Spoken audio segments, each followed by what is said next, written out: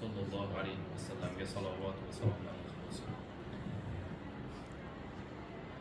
Bu nikohi bo'layotgan yoshlarimizni, jiyanimizni Alloh taolo o'zi oilalarida tinchlik, xotirjamlikda, ofiyatda bo'lishimizni muvaffaq qilsin. Ikki taraf uchun ham bu nikohdan ko'zlangan maqsadni Alloh taolo o'zi hosil qilsin. Naqadar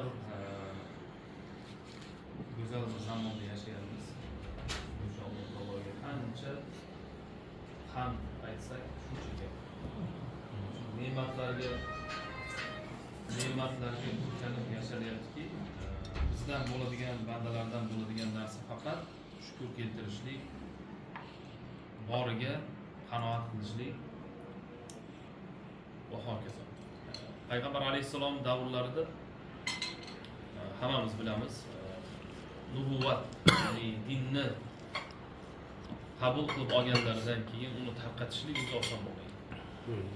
Hozir oddiy bitta masalani ustida agarda biz sal biladiganroq odam bo'lib qolsa, talash tortishamiz shu bilan. O'zi bilmasak hamda, men bunaqa bo'ladi desa, yo'q, bu bunaqa bo'ladi desa, uchinchi odam, yo'q, ikkita aytgandan o'tib, men aytgan, men bunaqa bo'ladi deydi, misol uchun. U paytda hozirgi odamlar aqlli. Hech bo'lmasa maktabda ta'lim olgan, kollej bitirgan aksar odamlar oliy ma'lumotli universitetda o'qiydi. Avvalgi paytda esa insonlarning aksari savodsiz bo'lgan.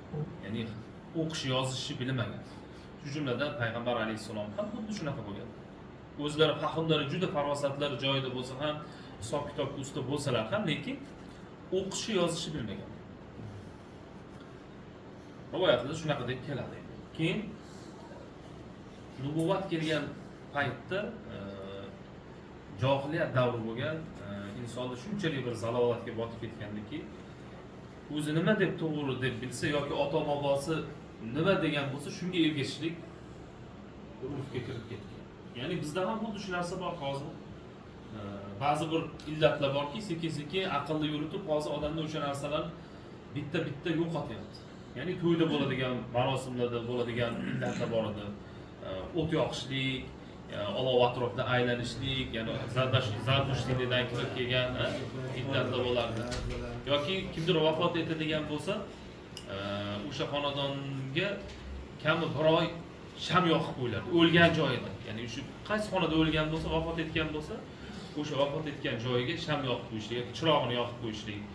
Keyin qanaqadir haligi yoz oyiga to'g'ri kelib qolsa, rosa kapalakli chiqqan paytda biror bir kapalak kelib qolsa, "O, arvoh kapalak keldi." Un sepib qo'yiladigan bir urflar bo'lardi. Ya'ni shunchalik darajada dindan uzoqlashish, bu narsalarni hukmini bilmaslik oqibatida odamlar xatolarga yo'l qo'ygan. Ya'ni bu illatlar nimani asosida kelib chiqargan desa, bilimsizlikni, omillikni asosida kelib chiqadigan illatlar hisoblanadi. Payg'ambar alayhissalomga ham oson bo'lmagan. Kelganlarda Makka shahrida dinni da'vatiga kirishganlaridan keyin 12 yil o'tib ham odamlar nima qilgan? Qarshilik qilib turavergan. Juda qattiq qarshilikka uchraganlar. Shunchalik bir qarshilikka uchragandaki, hattoki jonga xatar darajasiga yetgan. O'ldiramiz. Bundan qarasak, bilganmi? Hozirgi davrga qarasak, ha endi boshqa din bo'pti bilgan. Hozir hamma eminentga yashayapti, unaqa bo'lmagan.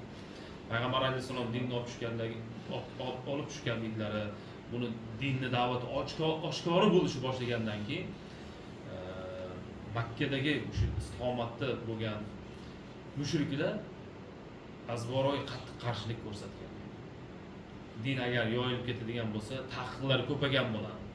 Biz xohlagan narsamizni qila olmasdan qolamiz. Zamirida shu bo'lgan. Aksarlari chetdan keladigan boshqa xalqlar, qabilalar o'zi azaldan Makka shahri Ka'batulloh bo'lgan. Va o'sha Ka'baning ichida o'zlarining sanamlarini olib kelib o'sha joyda saqlashgan. Ya'ni o'zlari e'tiqod qiladigan butlarini olib kelib ulug'lash ma'nosida Ka'baning ichiga qo'yishgan. Va har xil millionga yaqin bir but sanamlar bo'lgan. Payg'ambar alayhissalom tug'ilgan paytlarida mo'jiza bo'ladi, misol uchun 300 ga yaqin but bo'lgan o'shanda. Va aksar Makkadagi istiqomat qiladiganlar Qurayshlar ichida payg'ambar alayhissalom o'zlarini amakilari ham bo'ladi, Abu Lahab. Bular hammasi boyagi haykal yasab turib sotishlik bilan shug'ullanadi. Biznesi shu edi. Payg'ambar alayhissalom birinchi kelib turib aytgan gaplari iloh yagona dedilar.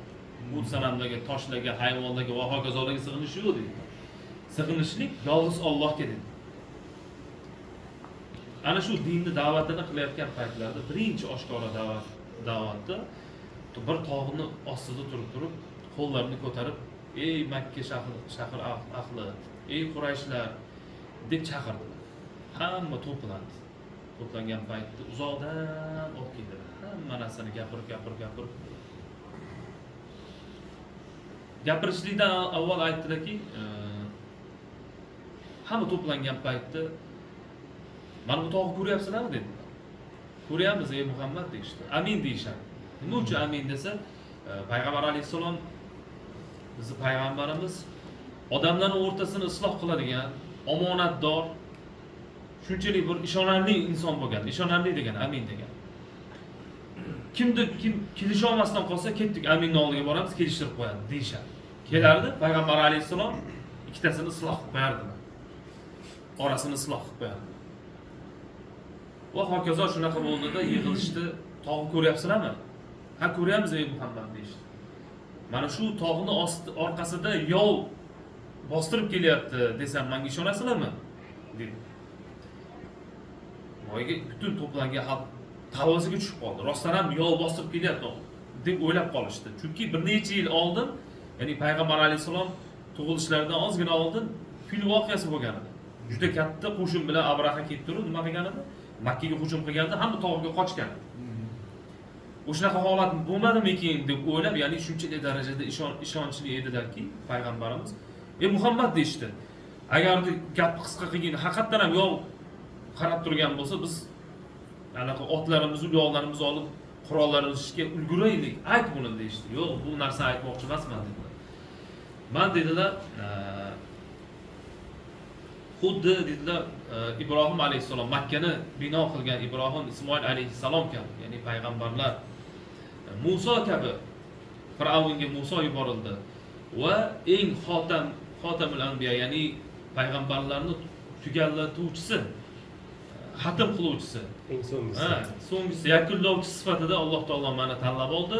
Sizlarga, butun insoniyatga, insu jinga meni Alloh taolo payg'ambar qilib yubordi dedilar. Hamma jon quloq bilan eshitib turibdi.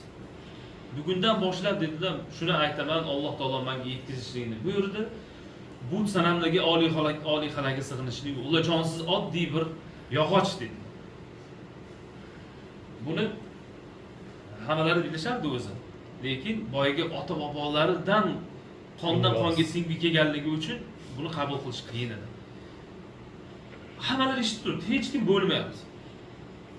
Va hokazo hamma dinni Alloh taolo yetkizgin degan narsalarni hammasini yetkizib sig'inishlik bugundan boshlab Alloh taologa, but sanamlarga sig'inishlik yo'q deganda amakalari shunda oradan chiqdi-da, o'zi sanam sotishlik, butlarni sotishlik bilan shug'ullanardi. O'yladi u, hozir agarda bu diniy o'tib ketadigan bo'lsa, hamma ertaga meni bozorim kasod bo'ladi, men och qolib ketaman degan narsa bo'ldi deyishadi ulamolar shunda.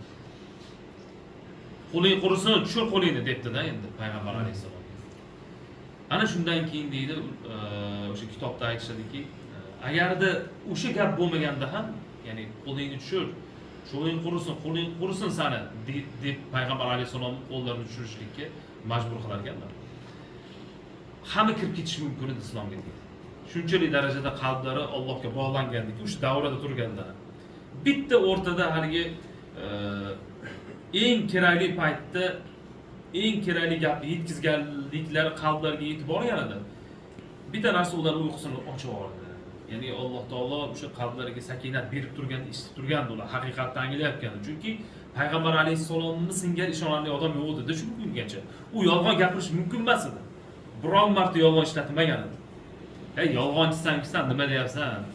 dedi. O'zlarining amakilar qarshi chiqdi. Odamni keyin haligi nimasi tarqadida, ixlos tarqab turib, hammalari qaytib ketishdi. Oyat nozil bo'ldi. Men Assalomu alaykum. Qur'on. Aynen.